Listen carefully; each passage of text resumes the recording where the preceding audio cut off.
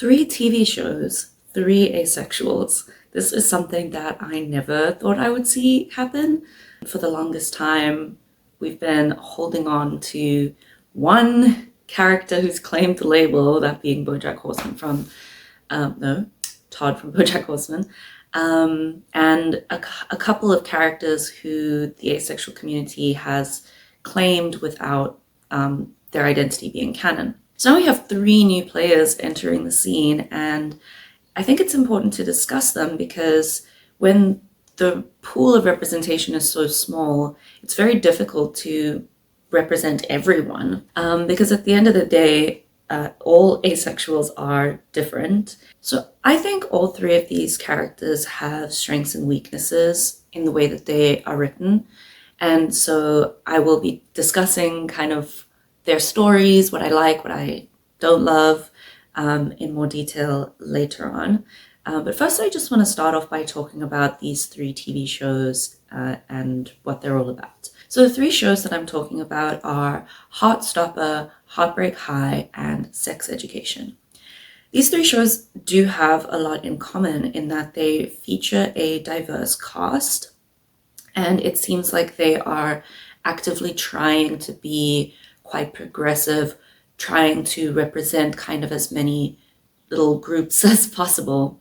In Heartstopper, the focus of the show is very much so on friendship and romance, way more so than it is sex. Whereas Sex Education, obviously, there is a big emphasis on sex. And I would say Heartbreak High has kind of a lot more adult themes. I would say it's definitely more suitable for kind of older teens and young adults, whereas something like Heartstopper I think could be suitable for anyone like aged sort of 12 and up kind of thing. Moo moo. And that is kind of the first thing that I want to talk about, is that because these shows are kind of trying to be progressive, it does feel a little bit like the inclusion of asexuality in the plot is just another box to check off. Freak, slut, cripple, homo. And I don't want to be too critical about that because I think it's important for somebody to be trying to tell different marginalized group stories. So, why wouldn't they try and include as many other people as possible so that the so that it reflects real life, because people in real life that are queer do tend to gather with other queer people. So it totally makes sense for the casts to be, diverse in terms of sexuality and gender and so on. But I'm just saying that it does still feel a little bit performative, and I think that's really just a consequence of TV shows like this still being very young and still having a certain perception about them. I mean, all 3 of these shows are sort of teen and young adult, they're set in high schools, so the content is giving immature, because it's about people who are teenagers, and you're not going to be mature when you're a teenager. So I do still think that there's a lack of, inclusion in TV shows that are made for adults that have adult themes, where we see adult characters living their identities, and I think that's important because it's hard to be queer or a marginalized identity, and it's harder when you don't see people like you who made it to growing up, All right, so let's get to talk about these characters then. By the way, there will be spoilers for these shows as it pertains to the asexual characters. I won't, be going into tons of detail about spoilers on just the whole show in general, but when it comes to the ace characters, I'll have to, so fair warning. So I think we'll start with Sex Education. This is probably the show that you out there are most likely to have watched. I would say it's the biggest of the 3 shows. and it got a lot of mainstream success. So the asexual character in this show is introduced in the 4th season, and her name is O. Actually, I'm so sorry, I don't know O's pronouns, and I have no way of looking them up right now because my phone is my camera. So I apologize if O does not use she, her pronouns. So the plot of season 4 does kind of revolve around O in a way, and her identity isn't revealed until almost the end of the season, which I think is cool. Something we're always saying about representation is that if you are going to include a character of a certain identity, they should have a character identity outside of their sexual romantic identity. So it's great that for the whole season, we were meeting and getting to know O outside of their identity, which we only find out later on. So the plot of the season is kind of odd, to be honest. The main cast, it goes to a new school, and at the school there is a person named O who does like student to student sex therapy classes, and our main character Otis also does sex therapy and did so at his previous school. So for some reason he feels entitled to be the only sex therapist at the school, and so Otis and O enter into a beef over who is going to be the school's sex therapist, and they have to campaign, and it's a whole thing. Otis shares some information with the attendees that O is a notorious ghoster, and O comes out and says that it's because she's asexual. She didn't know she was ready to tell people, but I guess now she has to. And she ghosted people because she just felt so confused and, insecure in her identity. She didn't really know how to deal with the fact that she liked these people, but they seemed to like her in a different way than she liked them. And that ended in her cutting off contact with them. And this was a big deal, I suppose, because as the school sex therapist, you're supposed to be like the model of good communication, and it's not good communication, it's not good interrelationship behavior to ghost people. There's some interesting stuff going on there because O is a sex therapist and is asexual, and I love that. That is probably my favorite thing about this character's representation of asexuality, because I think a lot of times people get fascinated by something even if they're not interested in engaging with it themselves. For example, I am child-free, I'm not going to have children, and I am fascinated by the whole idea of pregnancy, childbirth, and child rearing, even though I'm never going to do it. Some asexuals do form a fascination around sex because it's something they don't understand very well. And so it can become kind of like a special interest or a hyperfixation, or just something that you want to learn more and more about. It helps you blend in better, maybe, helps you, stay afloat in conversations when you want to protect the fact that you don't know very much about this subject from personal experience, maybe, because obviously some asexuals do have sex. So I really love that they did that. I love that she is a very well-informed sex therapist. She gives excellent advice because she's empathetic, she's a good listener, she's knowledgeable, but she's asexual, and that's like her secret because she doesn't think people will want to take sex advice from an asexual person. I loved that. And I like that they gave her the chance to kind of prove herself throughout the season before we find out she's asexual, which is great. What I didn't love so much was kind of the way and the reason that everything came out. I don't think it's logical to say that someone was ghosting people because they're asexual. I should mention as well that her identity is used as a shield for what she did wrong, and the show didn't do a very good job of allowing the character to actually use that moment to apologize to people that she's hurt. Like I found this one Medium article talking about this. It says, After the matter of O's ghosting is revealed, O comes out to the crowd as asexual and uses that as her excuse for refusing to apologize to people she hurt. I could not believe that a show that prides itself on normalizing sexuality would ever think of portraying an aromantic asexual character in this way. O is redeemed at the end, and everyone decides she's a good person. This leaves you with the message that aromantic asexual people are cruel because they do not feel romantic or sexual attraction towards people, and if they act out, it's because they are sad that no one understands them. It's okay that that story exists because I'm sure someone out there shares that experience, you know? But I did find it a little odd.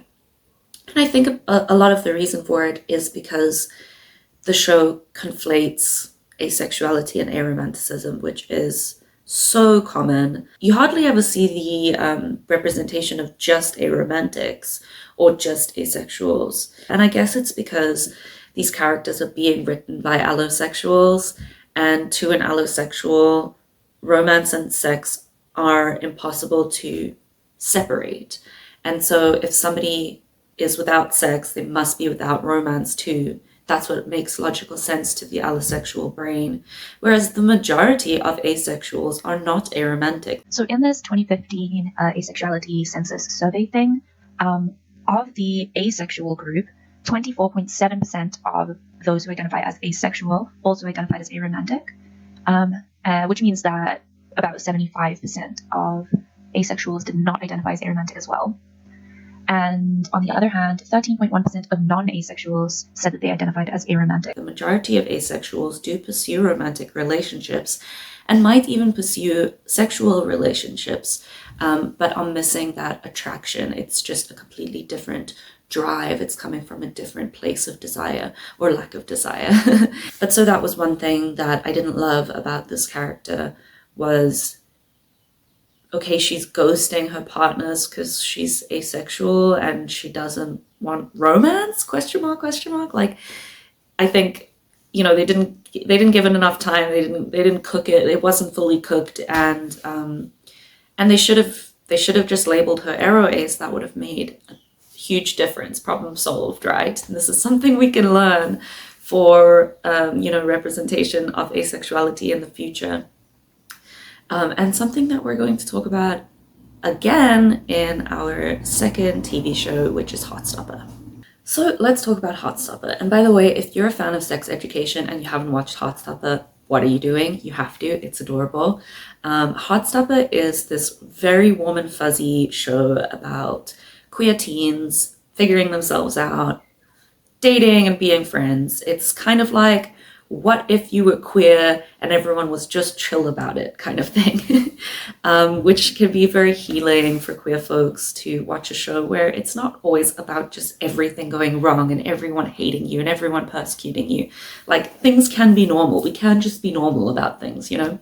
To clarify again, actually there is tension around the identities of the people in the show, but I would say it steers away from catastrophizing. So I won't say too much about the plot of the show. It follows a gay boy and a bisexual boy who are in a relationship, and their friend group includes a black trans woman, a lesbian couple, an interracial lesbian couple, Asian guy. I'm not sure what his deal is. He likes the trans girl, but I think he's just straight. And then Isaac, who is asexual. And once again, we don't find that out until later on in the show. But he is kind of more of a wallflower. That's actually his shtick, is that he's always around and he's friendly and he likes the main cast. He's part of their clique, but he's very quiet. He barely speaks. He likes to read. He sticks to himself. He's more so like in his own mind, you know. And I think, you know, he's around this group of people that are discovering love for the first time, and they're pairing off, and it's very sweet and it's very beautiful. And you get the sense that Isaac is just going with the flow and just kind of observing, but not feeling the same way as everyone else. All the kids want to know if Isaac is straight or gay. You're gay or straight, or you're gay or straight, or you're gay or straight, or you're straight or gay. And I always answer them the same way. I say, who cares? I'm not gonna have sex with you. You're too sticky. I'm in a relationship with the moon.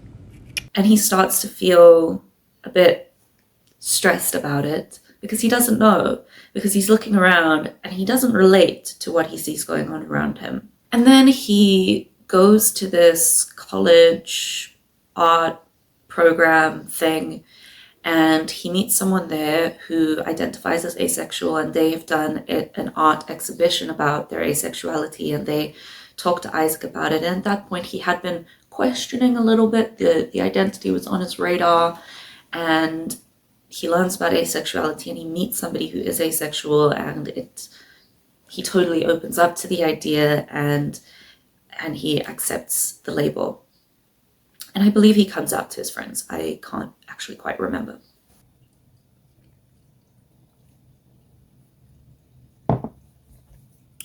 Well, hi. Wasn't that a very unflattering angle for my double chin? So I'm here because season 3 of Heartstopper is out and things have changed. And it makes what I say in the next couple of minutes completely null and void. But I still wanted to keep that section in the video because, number one, it was accurate when I made the video with the information that I had, and it shows how I reacted to it as an asexual person with the information that I had. And also, I do still think that what I said is important just in thinking about why these things matter at all, even if we're not just talking about Isaac as a character. Ooh. I have a burp and it's stuck. So, I think we're just going to do a little bit of a director's cut and talk about, I'll just interject every now and then with updated information. We have the same sticking point as we had with O in sex education, and that is Isaac is asexual and aromantic, and that bothers me. Not because he is aro-ace, but because he's not labeled as aro-ace. He's only labeled as asexual. As far as I'm aware, I could be wrong about this, but as far as I'm aware, Isaac only uses the label asexual in season 2, but in season 3 he does outwardly, overtly state that he believes he is aromantic and asexual. Slay! Love that. And his coming out is pretty cute. I was also wrong about that. He didn't come out in season 2, he comes out in season 3. His coming out is pretty sweet. He's chatting to Charlie on the beach, and Charlie is like making eyes at his boyfriend, and Isaac says, I don't really get it. And Charlie's like, what, like at all? Like not for anyone? And Isaac is like, yeah, no. And I think Charlie says, so do you think you might be asexual? And Isaac says, yeah, I think so, and probably aromantic as well.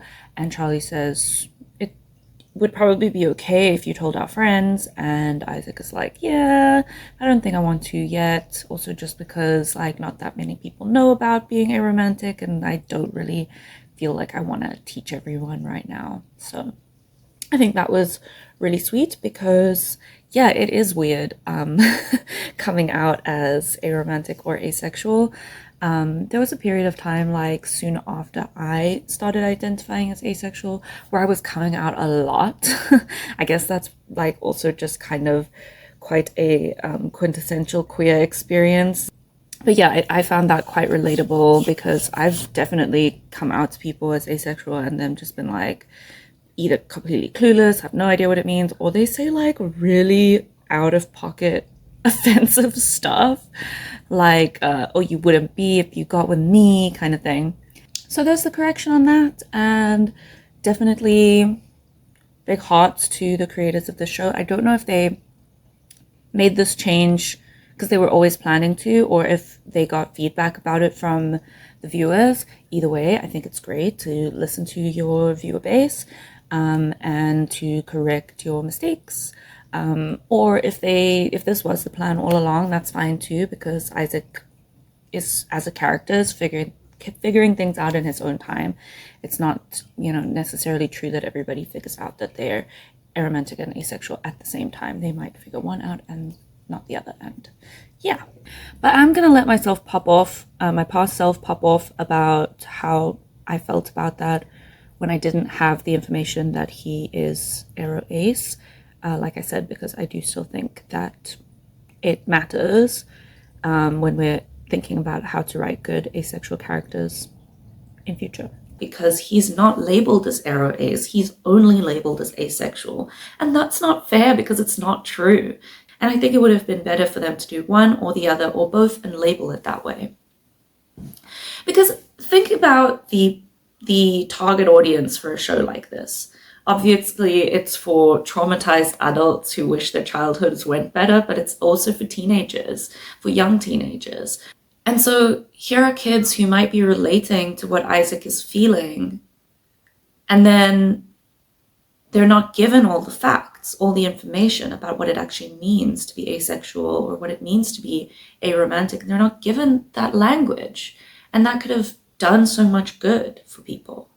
And I guess what's interesting is because the show is kind of made for a younger audience and it sticks to sort of more SFW themes, sex is not a big focus of the show, which is good. I do think that, you know, if we're making a show for younger kids, we should keep things appropriate, you know? It is tricky to deliver a message about sexual orientation because asexuality is very much about sex, your feelings towards sex, and sex is not really a factor in this particular show. So it's a bit difficult to, like I say, deliver that message because Isaac doesn't really have any sex in his atmosphere to react to make him think that he might be asexual. But I would say that's also true in my experience in high school. You know, there wasn't actually a ton of sex going on around me. You know, like the high school in sex education, everybody is just bonking left, right, and center. And that wasn't my experience in high school. I was aware that kids were having sex. I mean, there was one year at my school, there was like 6 pregnancies in one year. I knew people were having sex. I knew about sex. I knew what sex was all about. And I knew that it was supposed to be a part of everyone's lives in the future, you know? And so I still was able to make those calculations for myself and be like, I'm not sure about this, you know? He also just wasn't given a lot of screen time. Like I say, he's very quiet and introspective. So we didn't really hear him talk through his thoughts that much. On the other hand, I do like that he was kind of quiet and introspective with it because it can be a very difficult thing to open up about and talk about with people. It's not an identity that people know very much about in general. You would have to educate people, and then you'd have to deal with people being uneducated when you first bring it up to them. So I do think that it is reflective of a real and true experience that he had to figure it out by himself. Another thing that I like about Isaac's story is that after he starts coming out to his friends, he expresses that he's kind of mourning his identity. He's grieving in a way. He's honestly not stoked. He's pretty sad. And he's still coping with the idea that the way society told him his life was going to look might never happen for him. He might have always thought that the only way to be is to get in a relationship and be blissfully happy and have a family and so on. And now he's learning that that's not the way his life is probably going to look. And he's going to have to figure out what his life is going to look like and how he's going to bring happiness to himself in his own way. And I find that concept really relatable too. I have honestly wished so many times over the years that I just was allosexual and that I didn't have to deal with this and that it just was easy for me, like I perceived it to be easy for allosexuals. That I wish I had just that one fewer thing to worry about when it came to relationships. So I think that was a really important a really important thing to bring up. I also want to take a moment to contrast Isaac and O, because just circling back to what I said about O's weird ghosting scenario and how that was kind of a strange framing to put that in. And they actually do something very different with Isaac's character. So, as I mentioned in the second season, they're trying to figure out if he's straight or gay, and so is Isaac. And then there's this boy that has a crush on Isaac, and Isaac is kind of like, maybe. So he starts entertaining the idea of maybe hitting it off with this guy, and he realizes that's not what he wants. And then we have this really sweet quote from him where he says to the boy, so he's communicating directly with this kid named James that has a crush on him.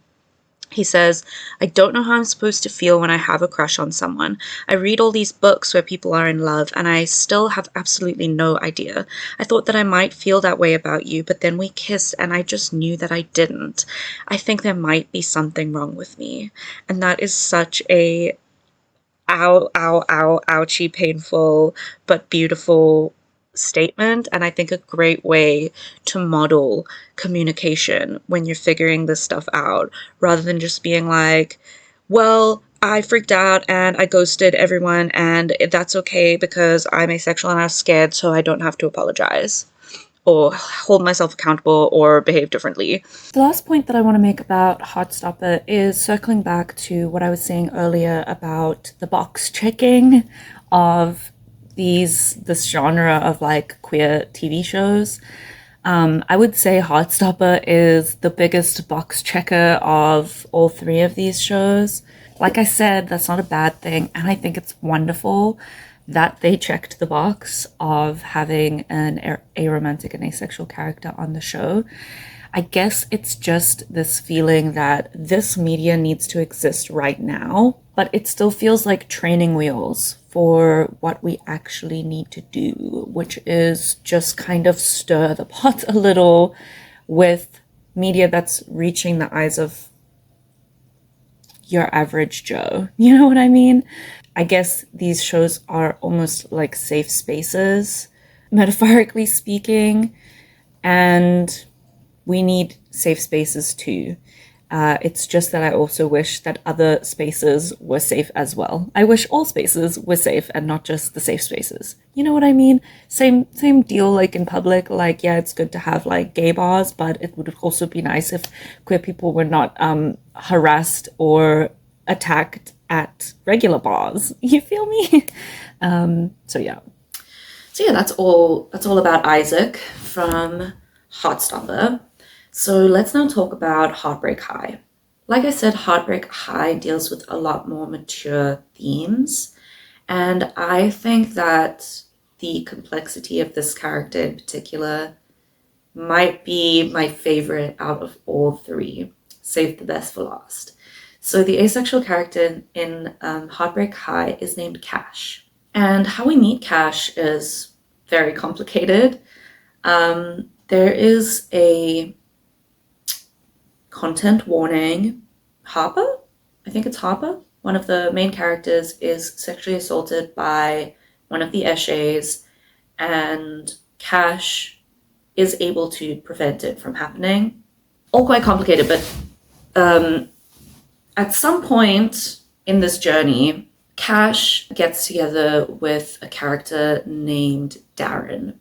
Darren is non-binary. Darren and Cash have the conversation that Cash doesn't want to have sex, he's not ready, he doesn't want to, maybe he'll figure it out later on because he's quite new to this dating AMAP people stuff. And it later comes out that he's asexual, that he identifies as asexual. So finally, we have a character who is asexual, not aromantic. He's in a romantic relationship. He feels romantically towards his partner, and he's asexual. And this actually becomes a big sticking point in the later seasons because Darren is actually a very sexually active person. To them, sex is a big deal, and they are struggling with the mismatch in sexual desire between themselves and Cash. And Cash is struggling a lot as well because he feels like he's not doing enough. He feels like Darren deserves better. He feels like he's not enough for Darren. And it kind of all comes to a head. They break up. Darren goes looking for sex elsewhere, but I don't think ends up doing it. And then they join this like Christian organization to try and keep their sexual desires in check because they feel like they're the problem. They feel like they want too much. Why can't they just turn off their desires so that they can make their partner feel comfortable? Because obviously it's worse to be asked to do something you don't want to do than to be asked not to do something you do want to do, right? So Darren feels like they have to fix themselves. They have to make themselves different to fit with Cash. And Cash is having the same crisis. They know that they're not going to be able to be that for Darren, but at the same time, they love each other. Their relationship is good. They end up getting back together and they're going to work on it. But I love the complexity of this character, and I think it's so, so, so real. The feelings you have about romantic relationships and sex when you're asexual but not aromantic, it is so complicated. I'm back because my camera died, so I'm gonna wrap up my thoughts on Heartbreak High here. Sorry. It wasn't a nose pick, it was an itch. Who are interested in romance and navigating dating, finding a partner. It's tough out there. It's tough out there. I know in my experience, I definitely felt at different points like I was asking too much. Like I never would find somebody who respected me, didn't want to force me to do anything, wasn't holding out hope that I would change my mind about X, Y, and Z, was willing to move at whatever pace or whatever. And I'm sure that a lot of asexual people feel that same way, where they feel like almost like they're at a crossroads between betraying and changing themselves and being alone, which is pretty scary, especially when you're compatible with the person in a lot of ways and your relationship is overall healthy, and it feels like it's so random and silly for sex, one little thing, to be the thing that breaks your relationship apart. But it does happen, and honestly, sometimes that's unavoidable. I'm of the opinion that people should place sexual incompatibilities very high on their list of deal breakers. In my opinion, Darren and Cash are giving doomed. I don't see their relationship working out in the real world, at least not if they keep it as is, where you have a completely sex averse person and a hypersexual person trying to make it in a monogamous relationship. I don't believe that non-monogamy is the solution to every couple's sexual incompatibilities. I'm just saying that I'm saying that non-monogamy, ethical non-monogamy, is like a solvable problem. It's like a way you can steer things where the problems that arise are fixable, while being just innately incompatible sexually with your partner is, in my opinion, very hard, if not impossible, to overcome, unless one person is willing to compromise. And I don't think that compromising in that situation is very often the right thing to do for either party. But when it comes to these characters in this show, I'm just happy that this story exists and that this story was told, because it's real, and I'm interested to see what, if they're making more of the show, what they're going to do with those two characters, because I do think it's going to be important for young people to see it modeled what you can do if you reach an impasse when it comes to sex in relationships. Okay, so that is my assessment of these various ace spectrum characters from these 3 TV shows. I would love to hear what you think in the comments down below. What do you think about this kind of new genre of like hyper queer TV shows and media? What do you think about these characters? I would especially love to hear from any aromantic folk in the audience, because I am not aromantic, so I do apologize if I misportrayed anything. Alright, that is the end of this video, everybody. Thank you so much for watching. If you liked it, you can click the subscribe button down below. I make new videos almost never. No, for real. Yeah, I really don't make videos very often. I make them when I have something to say. This is a hobby for me. I am not a YouTuber, TM.